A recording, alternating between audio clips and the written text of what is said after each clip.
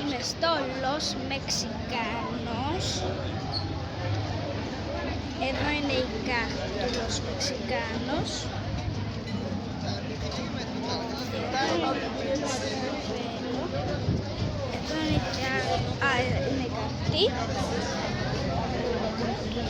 Εδώ είναι κάποια λουλούδια που έχει το Los Mexicanos. Είναι ένα εστιατόριο. Έχει μεξικάνικα. Εδώ είναι ένα σεντριβανάκι, αλλά το έκανα να είναι γλάστρα και έβαλα ένα καπέλο. Εκεί είναι τα μπαλόνια, μια φωτογραφία που δείχνει ότι είναι μεξικάνικο και κάποια πανύψηλα δέντρα. Ακόμα ένας κάκτους,